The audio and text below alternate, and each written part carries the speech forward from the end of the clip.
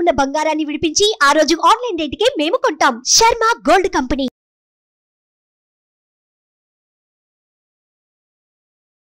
Hi, welcome to our channel. ఈరోజు మనతో పాటు ఉన్నారు జ్యోతిష్య వాస్తు పండితులు, జ్యోతిష్య వాస్తు శిక్షణ నిపుణులు, శ్రీ లలిత ఉపాసకులు శ్రీ నానాజీ పట్నాయక్ గారు. నమస్కారం గురువుగారు. శ్రీమాత్రే నమః. సరే, ఫిబ్రవరి 24 మాఘ పౌర్ణమి అయితే ఉండింది. ఈ మాఘ పౌర్ణమి ప్రత్యేకత ఏమంటారు? ఫస్ట్ ఆఫ్ ఆల్ ఏంటంటే మాఘమాసం యొక్క ప్రత్యేకత ఏమిటి అంటే, మాఘమాసం మనకు శాస్త్రాల్లో చెప్పినటువంటిది తీర్థయాత్రలు, తీర్థాల్లో స్నానం చేయడం అని చెప్తుంది శాస్త్రం. అదేవిధంగా ఈ మాఘమాసం మొత్తము కూడా మీరు చేయవలసిన దానం ఏమిటి అంటే, నువ్వులు దానంగా ఇవ్వమని చెప్పింది శాస్త్రం. నువ్వులు మెయిన్గా దానంగా ఇవ్వాలి. తెల్ల నువ్వులు ఇవ్వచ్చు, నల్ల నువ్వులే ఇవ్వాలని రూల్ లేదు. మీరు కనుక పిడికెలు నువ్వులు ఇచ్చారనుకోండి, ఆ పిడికెలో ఎన్ని నువ్వులు ఉన్నాయో అన్ని వేల జన్మలు మీరు తరిస్తారు. ఓకే. లేదా మీ యొక్క పూర్వీకులు ఎవరైనా సరే నరకాల్లో కానీ రకరకాల కర్మలు అనుభవిస్తుంటారు, వాళ్ళ కర్మలు తొలగుతాయని చెప్పడం జరిగింది శాస్త్రంలో. అదొకటి.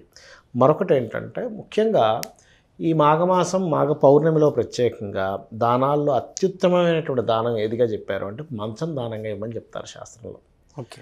మంచం కనుక దానంగా ఇస్తే, ఇప్పుడు భార్యాభర్తల మధ్యన గొడవలు అవుతుంటాయి అనుకోండి, గొడవలు తగ్గిస్తుంది మాఘమాసంలో కనుక మాఘ పౌర్ణమి రోజు ప్రత్యేకంగా మంచం దానంగా ఇచ్చినట్లయితే. అదేవిధంగా ఈ మాఘమాసంలో మనకి ఈ మాఘ పౌర్ణమి రోజే లలితా అమ్మవారికి సంబంధించిన జయంతి కూడా వచ్చింది. ఆ రోజే ఓకే, లలితా జయంతి కూడా వచ్చింది. దాని గురించి కూడా నేను మీకు చెప్తాను. అయితే ఇక్కడ ఏంటంటే, ఈ మాఘమాసంలో ప్రత్యేకంగా ఎవరైతే నువ్వులతో, అంటే ప్రత్యేకంగా చెప్పినటువంటి దానం ఏం చెప్పారంటే, నువ్వులు తీసుకొని నువ్వులతో గోవులా తయారు చేసి, గోవు బొమ్మలా తయారు చేసి దాన్ని దానంగా ఇవ్వమని చెప్పారు. అదొకటి. రెండవది, గోవు బొమ్మల్లా కొన్ని దొరుకుతాయి, అందులో నేతిని పూర్తిగా పోసి ఆ నేతితో నిండినటువంటి గోవు బొమ్మలు దానంగా ఇవ్వమని చెప్పారు. ఈ మాఘమాసంలో తీర్థయాత్రలు, దానము ఇవి ప్రధానంగా చేసుకోవాలి. ఇంకోటి ఏంటి, ఈ దానం ఇవ్వడం ద్వారా ఏమిటి ఫలితము? తీర్థాలకు వెళ్ళి స్నానం చేయడం ద్వారా, నదీ స్నానం చేయడం ద్వారా ఏమిటి ఫలితము అంటే, అపమృత్యు దోషములు పోతాయి. ఇప్పుడు చూడండి, సడన్గా డౌన్ఫాల్ అయిపోయాను. కొంతమంది జాతకాలు చూస్తే అద్భుతంగా వెళ్తూ ఉంటుంది, రాజకీయ లైఫ్ కావచ్చు, లేకపోతే వ్యాపారం కావచ్చు, బిజినెస్లోని వాటిలో మంచి పొజిషన్లో ఉంటారు, సడన్ డౌన్ఫాల్ అవుతుంది. కారణం ఏమిటి అంటే, వాళ్ళకి 8th హౌస్ నెగిటివ్గా ఉంటుంది.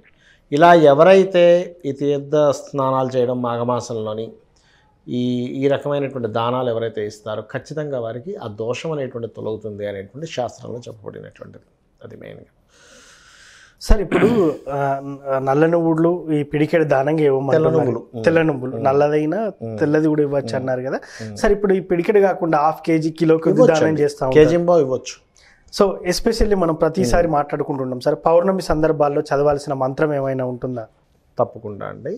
ఫస్ట్ ఆఫ్ ఆల్ ఏంటంటే, ఈ మాఘమాసంలో కనుక చూసుకున్నట్లయితే, ఈ మాఘమాసంలో ప్రత్యేకంగా గుర్తుపెట్టుకోండి, పౌర్ణమి అంటేనే అమ్మవారికి సంబంధించిన మంత్రం ఏదైనా చేయొచ్చు.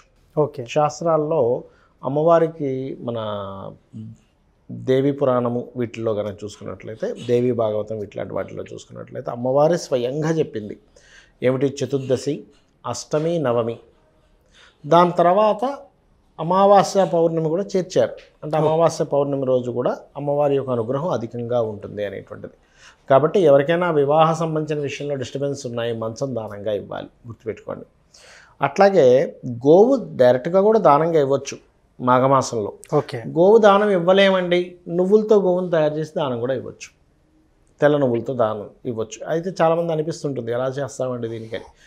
తెల్ల నువ్వుల్లో బెల్లం ఉంటుంది కదా, బెల్లం పాకం కలిపి చేస్తారు. చక్కెర పాకం కలిపి గోవు షేప్ వచ్చేలాగా, మరి స్ట్రక్చర్ ఎగ్జాక్ట్లీగా అంటే రాదు కానీ అలా చేయొచ్చు. జనాలకు కూడా అది కూడా సందేహం ఉంటుంది, ఎగ్జాక్ట్లీగా రావాలా ఏంటని. అది గోవుని మీరు భావిస్తూ కొంచెం దాని షేప్ వచ్చేలా చేస్తారు. అలా కనుక దానం ఇస్తే మీకు మంచి ఫలితాలు వస్తాయి. పౌర్ణమి సందర్భాల్లో మీరు ఈ ఒక రెమెడీ చెప్పున్నారు, ఒక మంత్రం కూడా చెప్పున్నారు సార్. ఇంకా ఫర్దర్గా కుటుంబాల్లో చాలా రకాల సమస్యలు ఉంటాయి. కొంతమంది ఆర్థిక సమస్యలతో బాధపడుతుంటారు, కొందరు కానీ ఉద్యోగ సమస్యలతో బాధపడుతుంటారు, కొంతమందికి ఉద్యోగం దొరకలేదని, కొంతమందికి ఉద్యోగంలో మనశ్శాంతి లేదని, వాళ్ళు ఏ రకంగా చేయాలంటారు? అంటే ఒకటేనండి, ఇప్పుడు ఈ మాఘ పౌర్ణమి రోజు ఉదాహరణకి మీరు అన్నట్టే ఉద్యోగంలో ఎదుగుదల లేదనుకోండి, ఆ రోజు ఉదయాన్నే నిద్ర లేచి గోశాలకు వెళ్ళి పిడికెడు బెల్లం తినిపిస్తూ ఓం శ్రీమాత శ్రీ మహారాజ్ని శ్రీమత్ సింహాసనేశ్వరి నమః అని కనుక చేయగలిగితే ఖచ్చితంగా వాళ్ళకి ఉద్యోగ సంబంధించిన దోషం తగ్గుతుంది. రెండవది మీరు అన్నట్టుగా వివాహమే అవ్వట్లేదు అనుకుందాం. ఆ రోజు మాఘ పౌర్ణమి రోజు తీపి చపాతీలు అంటారు, అంటే చపాతీకి తేనె పూసి చిన్న చిన్న ముక్కలుగా చేసి దేశీవాలి గోవుకు కనుక తినిపించినట్లయితే ఏమవుతుంది అంటే, ఈ తినిపించడం ద్వారా తినిపిస్తూ మంత్రం చదవాలి.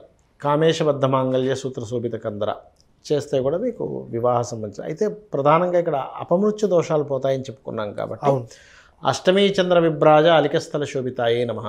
అలా కాదండి, కొంతమంది అంటుంటారు ఏమండి మా జీవిత భాగస్వామికి కొంచెం గండాలు ఉన్నాయని చెప్పారు, అప్పుడేం చేయాలి అంటే, మనకి అమ్మవారి నామాల్లో సర్వమంగళ మాంగళ్యే శివే సర్వార్థ సాధకే శరణ్యే త్రయంబకే దేవి నారాయణి నమోస్తుతే అనేటువంటి నామస్మరణ చేసుకుంటే కూడా బాగుంటుంది ఆ రోజు ప్రత్యేకంగా. అయితే ఇక్కడ ఏంటంటే చాలామందికి పౌర్ణమి పూజ చాలా ప్రత్యేకమైనటువంటి, దానికి విధి విధానాలు ఎలా చేసుకోవాలనేటువంటి చాలామంది సంశయిస్తూ ఉంటారు. Yes sir.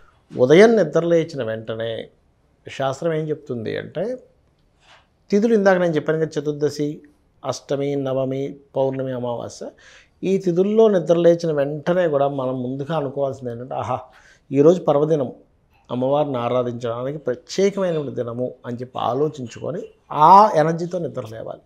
ఓకే. నిద్రలేచిన తర్వాత ముందు ఎప్పుడైనా గుర్తుపెట్టుకోండి, ఆ రోజు అయ్యేటువంటి కార్యక్రమాలు మనకి ఇబ్బంది వస్తున్నాయి అనుకుంటే కనుక గణపతిని తలుచుకోండి ఒక నిమిషం.